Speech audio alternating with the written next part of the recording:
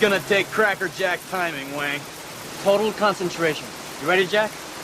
I was born ready. Channel regulars know I've been fairly critical of DC's insistence at watering down Black Label, one of the most exciting ideas in the industry the past 5 years. I'm not going to get into my objections again, but there are a handful of Black Label titles that don't exactly fit the original pitch that I am looking forward to. Foremost among them is The Last God. I'm a huge fantasy buff, especially Tolkien's Hobbit and Lord of the Rings and Terry Brooks' Shannara series, or at least the first 10 novels. And yes, I agree, the first 2/3 of the Sword of Shannara is a ripoff of Lord of the Rings, but Brooks finds his own narrative and creative voice after that. But I digress. Back to The Last God. Writer Philip Kennedy Johnson is relatively new to the industry. He wrote an Aquaman annual about 2 years ago, but The Last God represents his first big opportunity. I don't know much about him, but his portfolio is growing steadily. He's also an active duty member of the Army. Being a military veteran myself, I definitely respect that. I believe he's a trumpet player in the U.S. Army Band, which is kind of a special military gig that I'm not going to get into because it's kind of boring, but I'm always happy to support fellow vets in the comic book industry. Artist Riccardo Federici is also a relative newcomer to the Big Two, although he's had more high-profile opportunities on Aquaman and a couple of Dark Knight's Metal tie-in comics. I didn't really have many expectations coming in.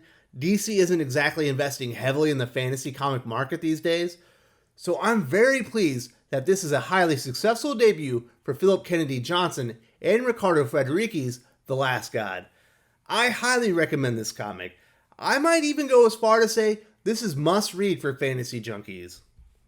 Before I get into the details of this sweeping fantasy epic, I humbly ask if you haven't subscribed to Thinking Critical yet, please show your support and subscribe to the channel. Let your fellow comic readers know Thinking Critical is a valuable source for comic book reviews, news, discussion, and in-depth analysis. If you're enjoying the channel content, please subscribe. Now let's get right into today's comic book review. I gotta say, Riccardo Federici's art in The Last God is epic in scale and executed just brilliantly. His style is reminiscent of Esad Rabik in all the best ways, suiting Johnson's story to perfection. The Last God is an epic fantasy horror comic. Federici's skills are put to the test by Johnson's setting and plot. There are numerous monsters, each bigger than the last. Multiple character races with their own distinct look and dress. The visual details Federici lays down with pencil and ink are worth the cover price alone. And trust me, the story is very powerful. Every creature and character in the comic are fully fleshed out visually. He does a great job framing the story, keeping reader eyes moving along seamlessly. The narrative begins in flashbacks before moving to the current time of the story. Color artists Sonny Go and Dean White differentiate the two timelines faultlessly. The flashbacks have a white hue, giving them a dreamlike feel. When the story moves to the current timeline in King Tyr's kingdom, it's immediately evident visually. King Tyr and the other heroes have a very physical presence about them. Johnson also allows Federici plenty of opportunities to tell his story visually. When the human king appears, he's flanked by two female servants with elvish features, giving readers with an eye for detail more specifics about the state of things in Cain Anuun, the new world this adventure takes place in. I could honestly gush about the visuals in The Last God all day. Riccardo Federici, Sonny Go, and Dean White are the perfect team of artists to bring Cain Anuun to life. The character and creature designs are immaculate. The color work, flawless. I can't wait to explore this amazing new fantasy setting even further in the months ahead. I rate the art in The Last God #1, 5 out of 5. Writer Philip Kennedy Johnson starts laying the foundation for the adventure laying ahead immediately and lets readers know not everything in Cain Anuun is as it seems. The narration starts. Every culture in Cain Anuun has its own story, how the world began.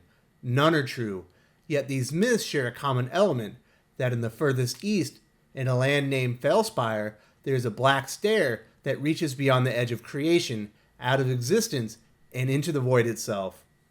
From the black staircase came the plague of flowers, a sickness that turned the living into profanities of vine, rot, ash, and defiled flesh. The plague swept through the land of Cain Anuun, felling one kingdom after the other, until the God-slayers, a group of heroes representing the races of the land, climbed the Black Staircase and ended the Plague of Flowers. Johnson then introduces readers to the fellowship that freed Cain Anuun.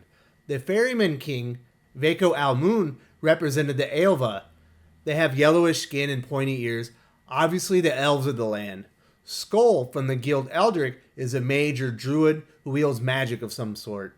Joran is the greatest of the Dwaros, Johnson's version of dwarves. Hakon the Shame represented the Rivermen. I'm assuming from his lightning-infused hammer, the Rivermen are an allegory for Norsemen. Hakon was once known as the Peerless before betraying the Fellowship. And finally, Cynath, mistress of Beast, who married Tyr and is now Queen of Men. King Tyr himself slew the god in the void and saved the entire world. I will give a slight bit of criticism here. Writer Philip Kennedy Johnson creates a lot of new terms for races we already know in fantasy storytelling. The new expressions are close to the classic ones we already know, but there are already so many new names and kingdoms to familiarize ourselves with, he probably could have just went with elves and dwarves and kept the Rivermen name for Vikings. The kingdom of Tirgolad are celebrating the victory of King Tyr Godslayer and his fellowship with a tournament recreating their victories. Representatives from the Dwaros, Rivermen, Guild of Eldric, and Elven nations arrived to reaffirm fealty to King Tyr. During the gladiatorial combat, the queen is asked, "Was his grace as fearsome as the songs tell?" Queen Cynath remembers Tyr in a fit of rage, being held back from murdering a baby. King Tyr excuses himself, feeling ill soon after. During the battle, a slave named Ivander wins his 60th combat in the arena. Under the laws of Tirgolad, he's won his freedom. He thinks very high of King Tyr and requests a position in the king's army. When the queen goes to grant his freedom and his request to join Tyr's army, her eyes light up with worry. She spots a missing portion of his ear and immediately sends him back to the slave pits, overruling the law of the land. The narration provides a prophecy I assume the king and queen heard during their quest. Until the day you see your sins made flesh, their true crown hidden by a false one of gold. My assumption is Ivander is a child fathered by Tyr during the quest to end the Plague of Flowers. He tried to murder him as a baby, but only managed to nick off part of his ear. He was probably given to slavers, never to be seen again. Ivander is presumably the new hero of this story. Like I said before, I like Johnson letting Federiki's art add some terrific exposition to the story. Much cooler than just using narration, in my opinion. When the representatives of the nations of Tirgolad swear fealty during a ceremony at the arena, we learn a bit more about unrest in the kingdom. King Tyr might not be the god-slaying hero he's been made out to be. The representative of the Elven people declares, "To King Tyr and his nation of thieves, the Elven nations, true stewards of Cain Anuun, renew fealty." Queen Cynath replies, "1,000 Elven slaves will pay for your petulance, grass eater. Ask your ferryman king if it was worth it." I gotta point out here how perfect Riccardo Federiki's facial expressions are in this comic. There's a lot of conflict between King Tyr and the Elven people brewing beneath the surface here. That the queen would essentially kill 1,000 Elven slaves over this comment speaks to how low she feels about them and how sensitive she and the king must be to any slights against his rule.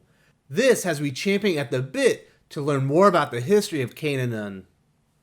King Tyr walks, grasping an old wound in his chest, and we learn the words to the first portion of the prophecy.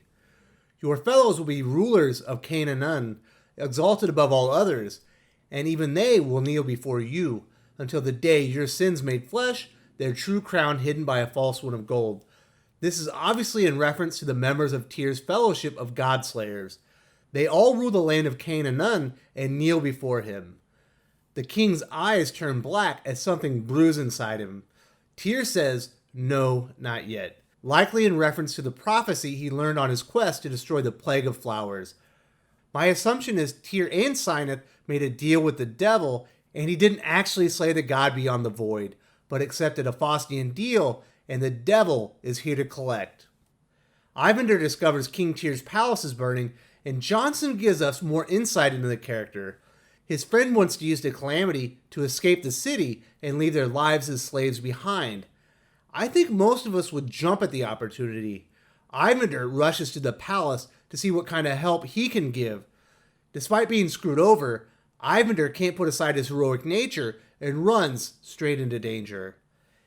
And at first it appears this may be an Aelvin plot, but the Ferryman King arrives and we get some insight into her and her people as well. If the Ferryman were your enemy, you would have already joined your brother in the shade. We are here to protect your queen. Excellent introduction to the character in my opinion. Writer Philip Kennedy Johnson does fantastic work fleshing out his world in 34 pages. Readers are introduced to many great new characters that I'm invested in, but it never feels overwhelming. I rate the characterization 4.5 out of 5. The story moves along at a very brisk pace.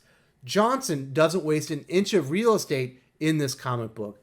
He lays an amazing foundation, and I can't wait to see where the next issue takes us. I rate the plot 4.5 out of 5. Before I wrap this review up, I wanted to let you know if you would like to help support all the comic book and pop culture content on Thinking Critical, we have a Ko-fi page now. All you need is a PayPal account to help support Thinking Critical YouTube. You can make a one-time contribution or set up monthly contributions on our Ko-fi page. Supporters will receive bonus content and early access to some channel content, as well as receive exclusive access via our Discord server. If you have any questions about supporting the channel, please DM me on Twitter or send me an email. Philip Kennedy Johnson and Riccardo Federici knock it out of the park with the debut issue of The Last God. Johnson creates an engrossing history for the inhabitants of Cain Anuun. He lays the groundwork for a new fellowship to right the wrongs of the past. He does exceptional work making Ivander look like a hero we can root for. Riccardo Federici, Sonny Go, and Dean White execute Johnson's vision to perfection. The creature, character, and set designs are filled with wonderful detail and colors. I rate The Last God number 1, 4.5 out of 5 overall. This comic receives my highest recommendation. Fantasy lovers will find this story deeply engaging and be salivating for more. I've been very critical over the watering down of DC Black Label. Most readers and retailers don't even know what the imprint is supposed to be anymore. If Black Label can produce more original stories and characters of this quality, my concerns will be invalidated. This is the best Black Label comic since Batman Last Night on Earth Book 1.